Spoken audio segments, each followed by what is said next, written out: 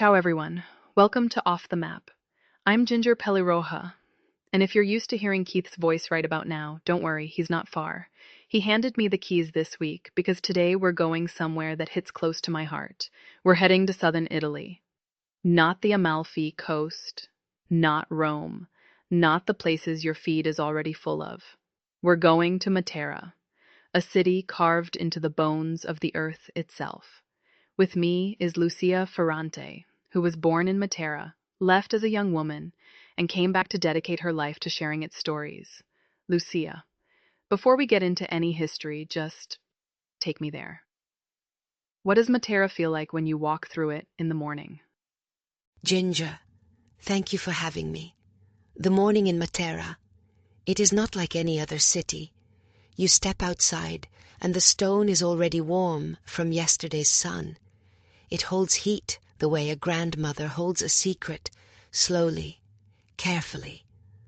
The light comes over the ravine and hits the Sassy, the cave neighborhoods, and everything turns this pale gold, almost like honey on limestone.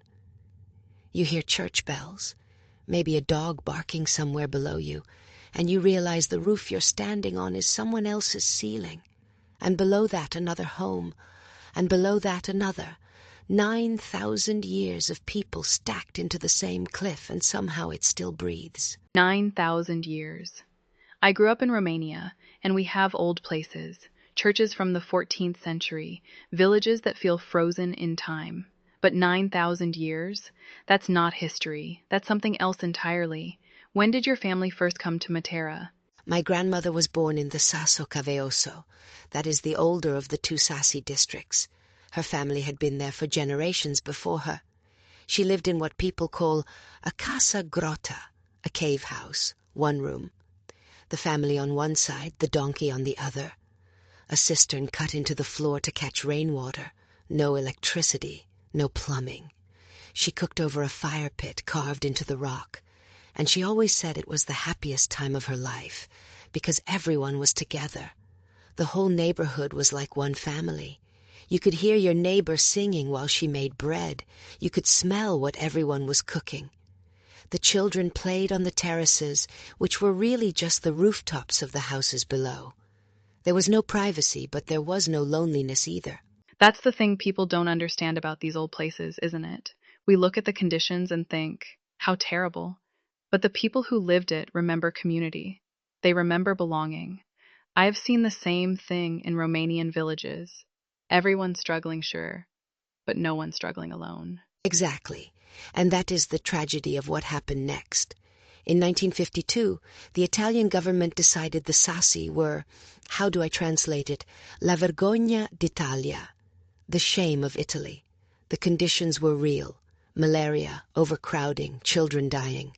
So they passed a law and forced everyone out. 15,000 people relocated to new concrete apartment buildings.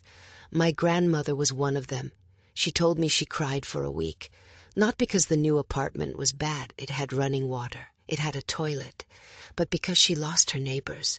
She lost the sound of the stone. She said the new walls were too thin. She could hear strangers, but not family. That breaks my heart. It's the same story everywhere, isn't it? Progress comes and it takes something with it. In Romania, under Ceausescu, they bulldozed entire villages to build apartment blocks. The buildings were better on paper, but the soul was gone. Did anyone resist? Some people refused to leave. They stayed quietly, illegally, in the upper caves where the authorities did not bother to check. For 30 years, the Sassi were almost empty, abandoned, overgrown. The government wanted everyone to forget they existed. But a group of young people, lawyers, students, artists, they formed a cultural club in the late 1950s and started exploring the abandoned caves. They found frescoed churches no one had seen in decades. They found cistern systems that were engineering marvels. They realized, this is not shame. This is 9,000 years of human genius. And they began fighting to save it. And they won. They won. In 1993, UNESCO declared the Sassi di Matera a World Heritage Site. from the shame of Italy to the pride of the world. My grandmother lived long enough to see that. She cried again, but different tears. Chapter 2. Okay, I have to ask about the food, because I've been to southern Italy, and the food there isn't just food, it's an argument. Every grandmother thinks hers is the best, and honestly, they're all right. What does Matera taste like? In Matera, everything begins with bread. The pane di Matera is famous. It has its own IGP certification, like a fine wine. It is made with durum wheat semolina from the Murgia Plateau, shaped into large loaves and baked in wood-fired ovens. But what makes it special is the tradition. In the old Sassi, each family had a stamp, a wooden seal with their family symbol. You would mark your dough and carry it to the communal oven, the forno pubblico, where every family's bread baked together. The baker knew which loaf belonged to which family by the stamp. It was practical, yes, but it was also a daily ritual of trust. You gave your bread to someone else's fire. I love that. That's not just baking. That's a social contract. Your neighbor's hands are feeding your family. We had something similar in Romania, the communal bread ovens in Transylvanian villages. You'd bring your dough wrapped in cloth, and the whole street would gossip while the bread rose.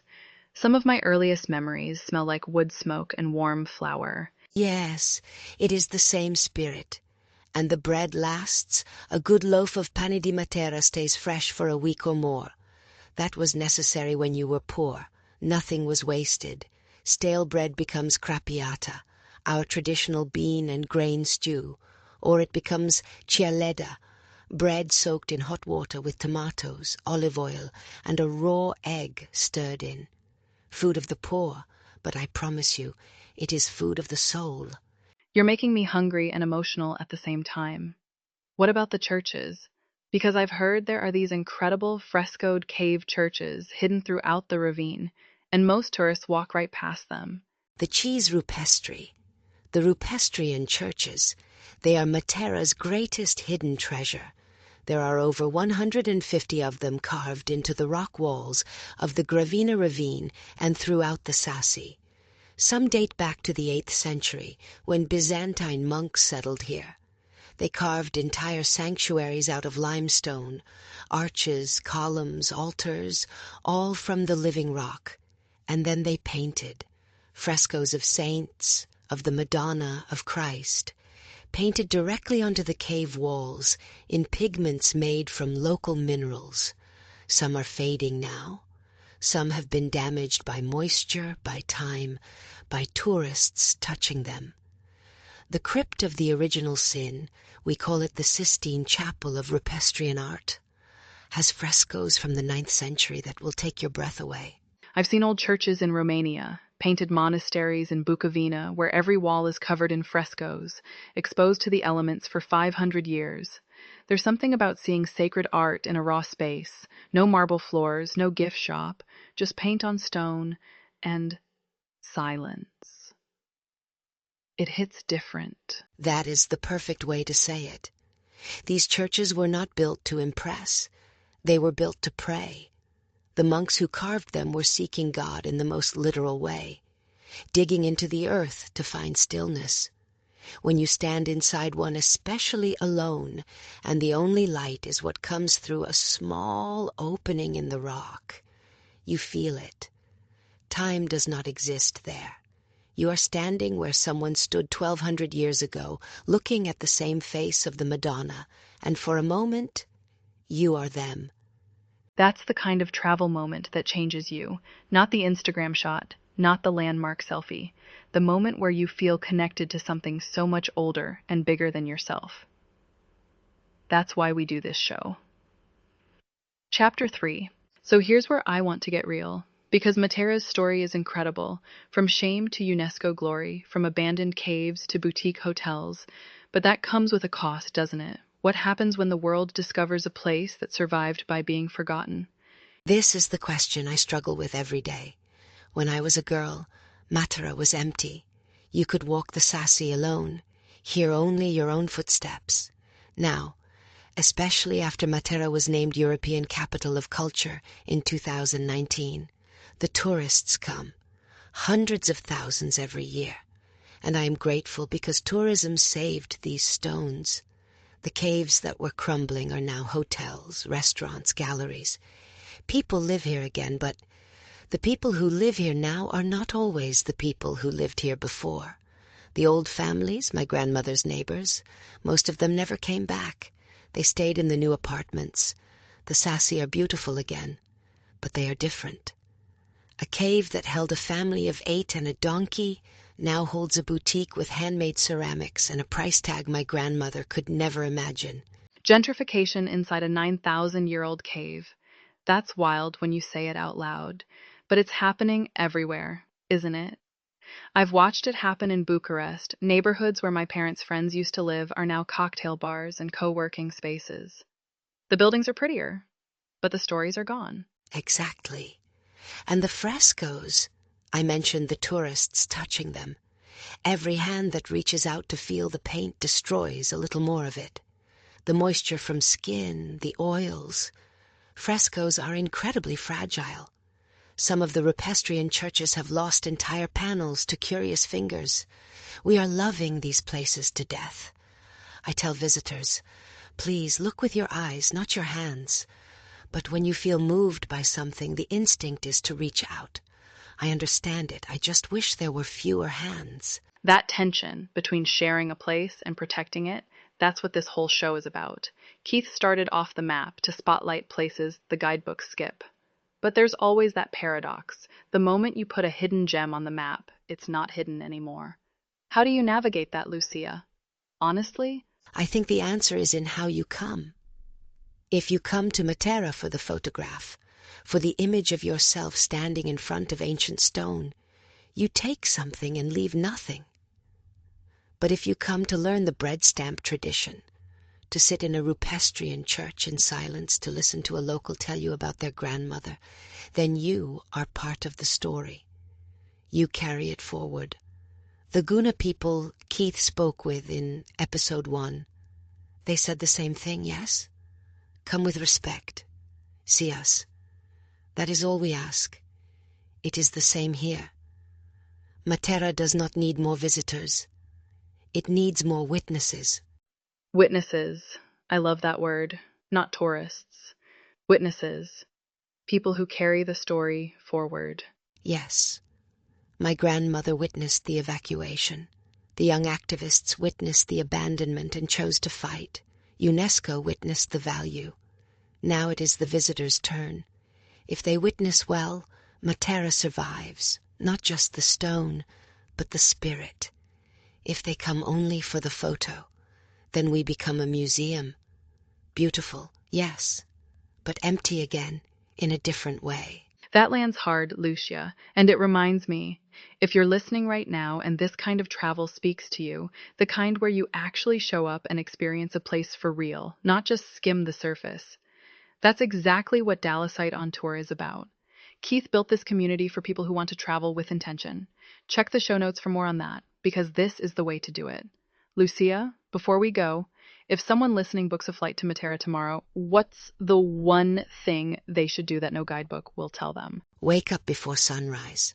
Walk to the Belvedere di Murgia Timone, the viewpoint across the ravine. Stand there as the light comes. Do not take a photo, not yet. Just breathe. Watch the stone change color, gray to gold to almost pink. Listen to the bells. Let the city introduce itself to you on its own terms. That is how Matera wants to be met. Not conquered, met. That's beautiful. Lucia, thank you. Truly. You didn't just tell us about Matera. You made us feel it, and that's the whole point. Thank you, Ginger. And thank you to everyone listening. Come see us, but come gently. That's a wrap on this week's Off the Map, everyone. I hope you're feeling something right now. Maybe wanderlust, maybe gratitude, maybe just a craving for really good bread. We'll be back in 2 weeks with another voice from a place the world almost forgot. Arrivederci, everyone.